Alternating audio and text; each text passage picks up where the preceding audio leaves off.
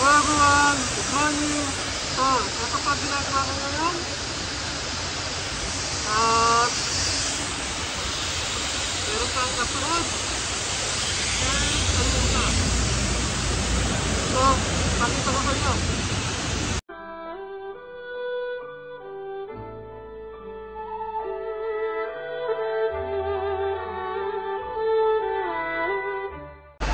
So guys, magandang umaga po sa inyo lahat and welcome back to my channel. So, today, ito po, nag-buhos po ako ng semento dito po sa Tulungan ng Bakal. So, sa mga first timers po dyan na makakapanood ng video ko, dito po tayo sa Japan. At ang trabaho ko po ay maintenance or nagme-maintain ng mga, ito po yung ginagamit sa Tulungan ng Bakal. So, sa isang company na gumagawa na ba ng mga parts ng sasakyan, makina, or whatever man na nagtutunog ng bakal, aluminum, then nilalagay po sa mga hulmahan para gawin mga parts. Ako po yung nagme-maintain ng mga ginagamit nila. Tulad po ito, salinan po ito ng tinunog na bakal. So, ito po ay naglalaman ng 6 na tonelada ng tinunog na bakal. So, every use, usually, nagkakaroon ng crack po yan. Tulad po dito, nagkaroon po ng crack yan. Ito, tinanggal ko na lang po yan kasi tinirace ko yung mga may cracks. Ito, hindi ko lang sure kung kita masyado, pero meron po diyang crack. So, kahit maliit po yung crack, pag nanood po dyan yung tinunog na bakal, tapos sinalin, syempre naiiwan po yun. At once na tumigas po yun, yung crack na maliit, unti-unti po lalaki yan. So, doon po pumapasok ang trabaho ko. So, i-check ko siya every usage or pagkatapos gamitin. Then, titingnan ko kung sa mga may sira. Tulad yan, tatanggalin ko yung mga nanood na bakal. So, yan. So, kahapon, ito po, binuhusan ko ng semento. After, kung tanggalin yung mga nanigas na bakal, tulad po nito, naglagay po ako ng, ang tawag namin dito ay waku or form. Bakal po to, ako po gumawa niyan. Sa isang metal plate, binend ko, then nilagyan ko itong salinan. Ayan, tapos nilagyan ko ng hook. Kasi minsan, pag dito ako gumagawa sa taas, so hindi ko siya pwedeng hawakan na matagal tapos lalagyan ng mga plates na tulad nito. So tinatali ko siya or nilalagyan ko ng crane or chain block. Kaya nilagyan ko po ng hook. So pagka ganito sa baba lang, okay lang. Papatong ko lang sila sa side or pinaka-flooring niya. Tapos lalagyan ko lang po ng plates. So tulad yan. So again, ito po yung buhos ko kahapon. Ito naman po yung sa ngayon. So, pwede, bakit hindi ko inisang buhos na lang yan? Kaya ko pong gawin yan. Kaya lang, ito pong form na to, kahit maliit po yan, medyo may bagay po yan. Medyo may bigat. So, kung gagamit ako ng isang malapad lang na form or waku sa Japan, mahirapan na po akong magpasok at maglabas kasi po medyo may taas po yan, mataas. Tayo po tayo para makita nyo. So yan, 5'10" po ako, pero kung makikita nyo po, halos dito. So, just imagine kung malaking form ang gagamitin ko, mabigat po yan. Delikato po, pag binuot ko po papasok, maaaring bumagsak sa akin, so delikato. Kung lalagyan ko naman ng chain block, again, kaya po, kaya alam, kung masyado malapad, pero pa rin, kailangan ko at least 2 tao kami para maiayos ko siya ng hindi ako masaktan or madisgrasya. So, ginamit ko itong maliit lang. Pero kung talagang sabihin natin grabe na yung sira, gumagamit ako ng malakihan at malapad na form. So, meron din pa akong ginawa na malapad na form. So, pag yun ang ginagamit ko, usually ang sira from flooring, sabihin natin hanggang dito na malalim na talaga yung sira or malaki na yung sira. So, para mas mabilis ang trabaho, hindi tulad nito na inabot ako ng 2 araw para lang buhusan. So, ito hindi pa rin ito matatapos ngayon kasi kailangan kong antayin pa na matigas to. So, iwanan ko ito na magdamag para totally tumigas. Kasi kahit sabihin mong umaga ako nagbuhos ng semento, hapon matigas na po yan. Kaya nga lang, siyempre, after po kasi nito i-maintain, ilalagay po ito sa burner, papainitan. So, ibabaliktad po ito. So, may chance na ito po, kahit nanigas na, dahil hindi pa siya totally nakadikit sa wall dito, pwede po siyang bumigay or bumagsak or humiwalay yung glues kung semento. So, kailangan ito iwanan na magdamag. Then, bukas ko tatanggalin itong former or kahit mamayang hapon, bago umuwi, pwede kong tanggalin siya. Basta hindi lang nila pwedeng ganawin ito at ilagay sa burner. So, kung makikita nyo, yung buhos ko ng semento, nandito lang po. So, meron pa po, ito, kailangan ko ayusin yan. So, yung line yan, ito yung binuhos ko ng other day. Makalawa, sorry. Nung makalawa ko binuhos to, kahapon, ito, today. So, 3 days na pala, sorry. So, itong mga part na to, lalagyan ko ng patching.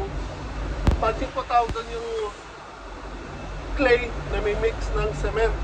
Yung ginagawa nila dito na panglagay po dito sa mga sira-sira dyan na mga maliliit na lugar lang. Again, kung masyadong malaking space, mas maganda kung ganito bubuhusan nyo ng semento. Kung ganito lang kalaki or ganyan, mas maganda yung patching, yung clay nga na may cement mix, may kasama na rin siyang fiber. Mas matibay po siya. Once na tumigas na po yun, kaya po siya mag-withstand ng at least 1,400 degrees na init. So again, pag maliitan lang po ang lugar, gumagamit ako ng patching or yung clay. Pag masyadong malaki na po, mas maganda ang magbuhos na lang kayo ng high temp. Sorry, masyado maskap kasi sa power. High heat resistance na mga semento tulad po ng ginamit ko dito. So, ang trabaho ko po, madali lang po ito para sa akin kasi I've been doing this for 5 years mahigit na or 6 na, hindi ko na sure kasi medyo matagal na. And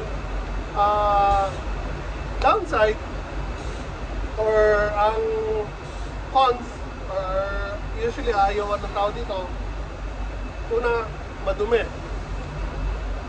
mabigat kasi ito usually yung kailangan mong tao dito para gawin to 2 to 3 persons kung magbubuhos ng semento. Pero ginagawa ko to mag-isa lang kasi kaya ko and nagtitipid yung company.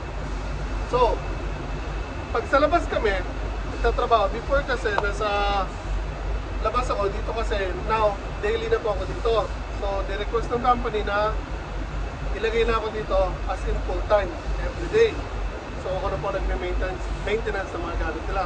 Pero before that, usually, halos all over sa Japan, umiikot ako or pumupunta ako sa mga company tulad nito na gumagawa ng mga pyesa ng bakal, sunugan ng basura, and believe it or not, pati yung sunugan ng mga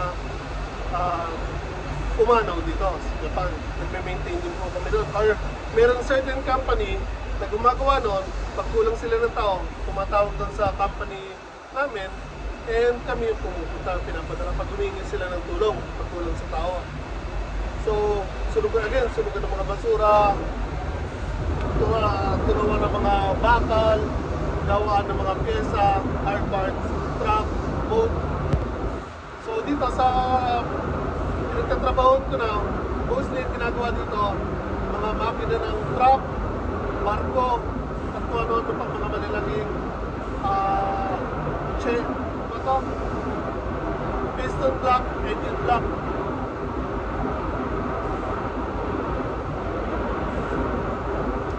Sensya na ako, rinig nyo, masyadong maingay. Kasi agad, ang dami po kasi kumigilis dito ng mga makina, mga machines, heavy equipment. Kasi nga, mabigatan ng trabaho dito. Kaya medyo maingay. So, going back to the topic, again, trabaho ko po dito ay maintenance. So, mag-isa po ako ditong gumagawa o nagtatrabaho kasi nga, mas gusto nila, ako na lang po ang gumawa ng mga kailangan nilang paayos dito. Kasi before, merong pinapadala dito tao, it's either mga baguhan or mababagal kumilos. Hindi ko sinasabi na mabilis ako kumilos or magaling ako sa ginagawa ko. Kaya nga lang, mas gusto nila yung klase ng trabaho ko pag nandito ako. So, ngayon, nirequest nila sa dati kong company na full-time na ako dito. Bakit ko nasabing dating company? Kasi dati po, empleyado ako ng company. Now, hindi na po. Self-employed po ako or nag-resign ako sa kanila, kumukuha na lang po ako ng trabaho. So, parang nangungontrata na lang po ako. So, again, ang klase po ng trabaho ay mabigat, madumi, delikado, and time-consuming. So, injuries, yes, magkakaroon kayo ng injuries dito. Lalo na minsan yung nando kayo mismo sa tabi, gumagawa sa tabi ng tulungan ng bakal, minsan tumatalsik. So, dito kailangan at least maka 10 beses ka mag-iingat bago ka gumawa ng isang bagay. Tingnan mo paligid mo, makinig ka sa mga paligid mo, at be alert always. So, kailangan tingnan mo lagi yung ginagalaw mo, nilalakaran mo, at syempre kung may kasama ka, tingnan mo rin ang ginagawa ng kasama mo. Minsan, pag lumilipad ang utak ng kasama mo, maaari silang madisgrasya or may ginagawa sila, hindi nila na pinapansin yung paligid nila, lalo na kung nagmamadali.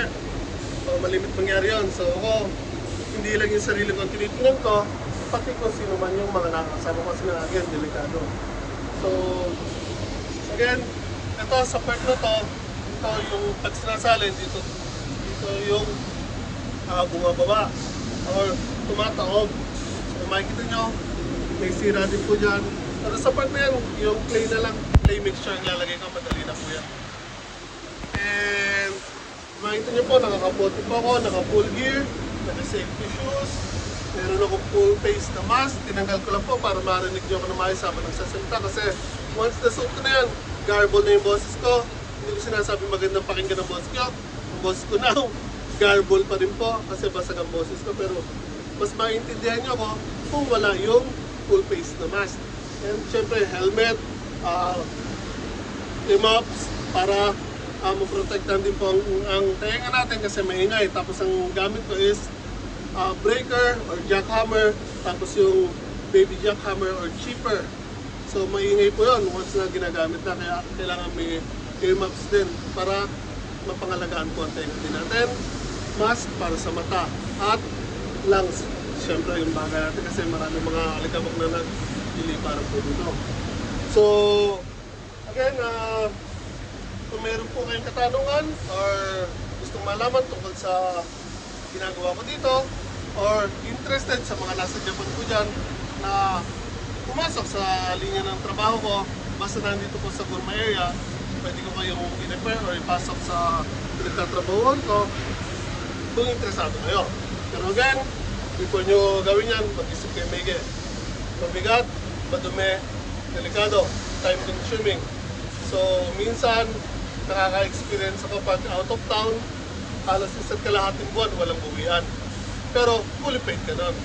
At yung overtime mo, syempre, gumagana yun. So, kaya lang, minsan, malungkot pag malayo sa pamilya, lalo na kung may pamilya ka dito. Pero kung kasi, yung trabaho ko, from here, sa bahay ko, 10 minutes away na lang. So, napalapit na ako, kaya hindi na ako nagreklamo. Again, sanay na ako sa linya ng trabaho ko, so, okay lang. So again, kung meron kayong katanungan or gusto malaman tungkol sa ginagawa ko, mag-leave lang po kayo ng message sa message box and sasagutin ko po yan kapag nakita ko po. So, and sorry, marami pong salamat nga pala ulit sa mga nanonood palagi ng videos ko, silent viewers, mga subscribers natin, mga loyal natin, mga kaibigan at followers. Maraming salamat po sa inyo lahat. Patuloy po lumalaki ang channel natin. Umuulat po kahit paano po. Unti-unti nare-reach po natin yung mga goals natin. Maraming salamat po, utang na loob po yun sa inyo.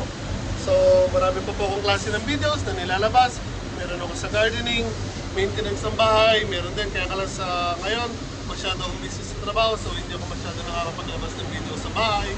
Tapos yung mga pinapasyalan namin kapag nakakalabas kami ng pamilya ko, and so on and so forth. So again, kung meron kayong mga katanungan sa mga nakikita niyo sa videos ko, sa mga post ko, leave lang po kayo ng comment. So again, kung magagawa niyo po, pakilike naman po sana ang video na to. Share sa mga kaibigan niyo, and subscribe na rin po sa channel ko. Malaking tulong po ito. Ingat po tayo lang talaga.